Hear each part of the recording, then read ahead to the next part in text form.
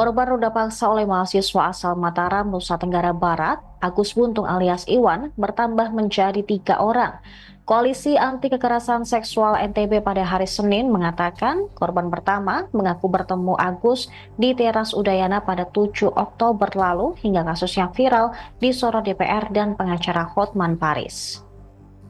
Terhadap korban kedua, Agus menggadaikan sepeda motor korban senilai 5 juta rupiah.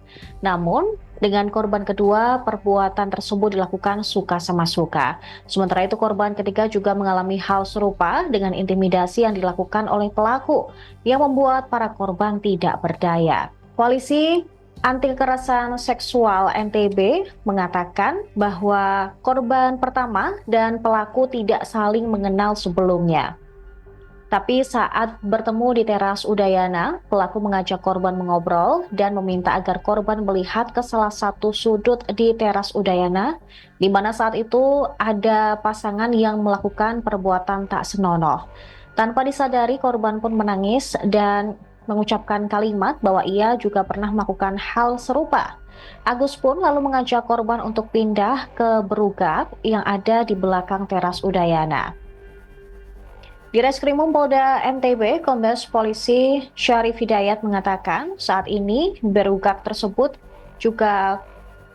di berugak tersebut juga korban menceritakan semua kisahnya kepada Agus.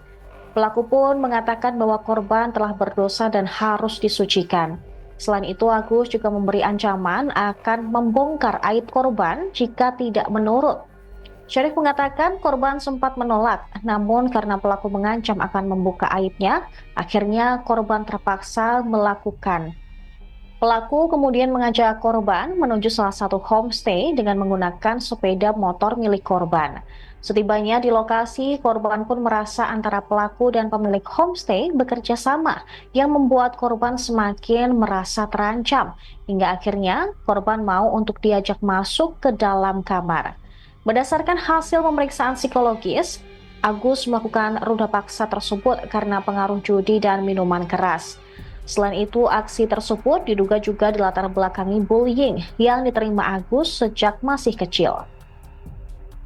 Syarif menerangkan kondisi Agus yang tanpa kedua tangan tersebut dimanfaatkan untuk meruda paksa korban.